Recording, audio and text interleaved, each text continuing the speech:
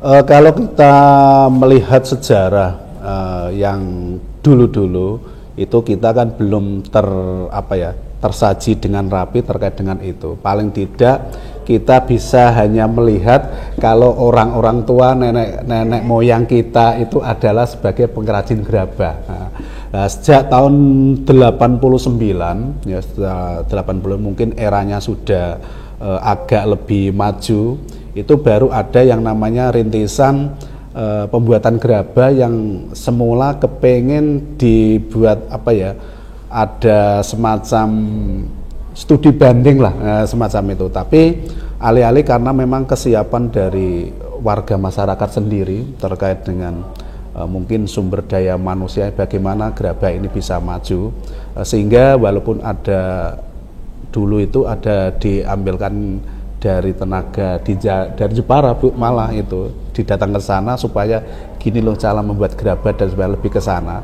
Tapi setelah itu karena tidak ada yang istilahnya mengkoordinir lagi, sehingga baru akhir-akhir ini aja lah setelah adanya desa wisata, destinasi desa wisata, terus ada kita punya wisata, baru kita bermunculan semacam itu, terbukti dengan adanya paguyuban perajin gerabah namanya Kundi.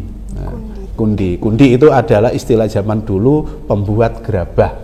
Pembuat gerabah itu namanya Kundi ya, semacam itu. Kira-kira ya Pak, berapa sih jumlah yang dihasilkan dari kelompok sosial perajin gerabah?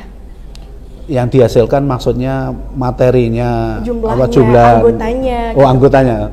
Kalau anggotanya ini dibandingkan tahun 89 itu sangat berkurang sekali. Karena ini ada sesuatu hal termasuk di sini karena belum tereksplor terlalu jauh, sehingga terkait dengan pemasaran, harga dan sebagainya itu kalah bersaing dengan produk-produk plastik atau bagaimana dan sebagainya itu. Jadi sampai dengan hari ini makanya kami sebagai warga asli Desa Balongmulyo kepingin ini kita angkat supaya nilai jual dari gerabah itu sendiri bisa maksimal seperti halnya perajin-perajin gerabah yang ada di luar Kabupaten Rembang. Sampai dengan hari ini kalau kita melihat kakak yang ada di Desa Balongmulyo itu kan ada sekitar 500-an kakak. Tapi yang membuat gerabah sekarang itu tinggal 10-15% saja. Itu saja sudah ada dikelompokkan sendiri-sendiri, warga sini begitu. Yang lainnya ya petani, buruh tani, terus sopir, jasa dan sebagainya itu. Jadi hanya 10-15% hari ini ya. Pak, di Desa Balongmulyo itu apa juga ada pendatang? Pendatangnya ada, tapi pendatangnya kalau kita melihat statistik di kependudukan itu hanya sekitar 10-15% saja. Ya, karena penduduk Balongmulyo itu lahas hantaran secara geografisnya itu kan persawahan. Jadi untuk pertumbuhan penduduknya itu sendiri itu sudah ibaratnya lahan itu sudah menyempit di sana. Tapi yang lebih luas itu kan memang area untuk pertanian di sana dan tidak mungkin dijadikan lahan penduduk untuk permukiman penduduk semacam itu. Yang membuat terikat itu rata-rata penduduk asli. Penduduk asli, ya, penduduk asli. Ya. Perihal pengetahuan tentang membuat gerabah ya Pak, tahapan-tahapan apa sih yang dilakukan sehingga terbentuk menjadi gerabah ini Pak?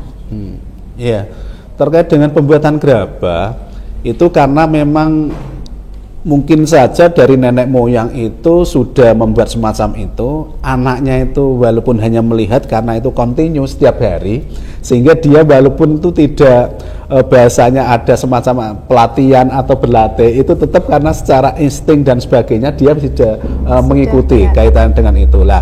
Tahapannya biasanya kita itu harus mengambil tanah liatnya dulu. Tanah liatnya dulu itu disediakan oleh desa. Di situ karena hamparan secara geografis itu memang tanahnya itu liat semuanya, dan alhamdulillah tanah liatnya itu bagus, Bu.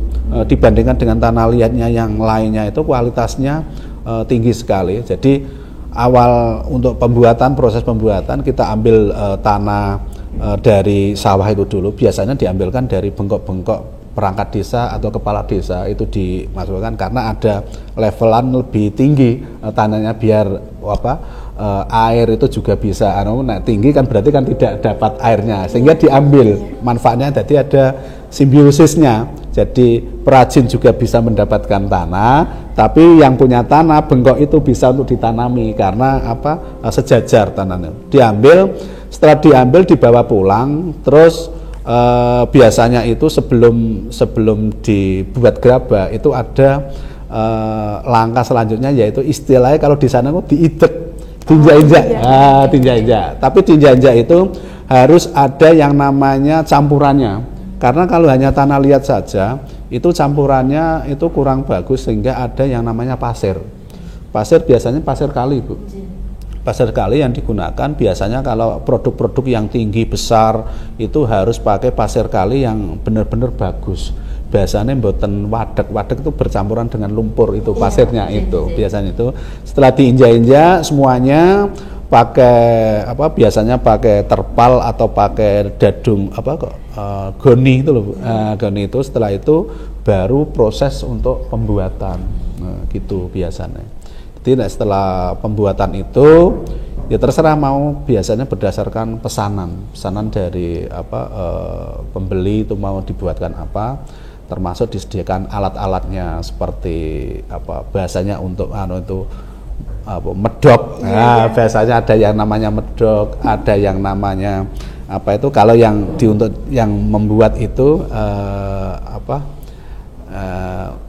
gerabah itu ada yang namanya kere itu untuk supaya itu tidak terlalu tebal. Terus biasanya untuk pewarna itu pakai yang namanya puru. Puru itu terbuat dari batu, Bu, bebatuan tapi yang warnanya merah. Itu nanti digosok ke.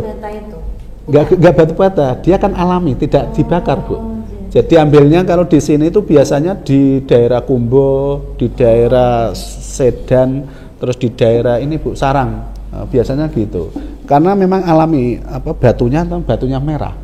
Iya, batunya merah. Iya.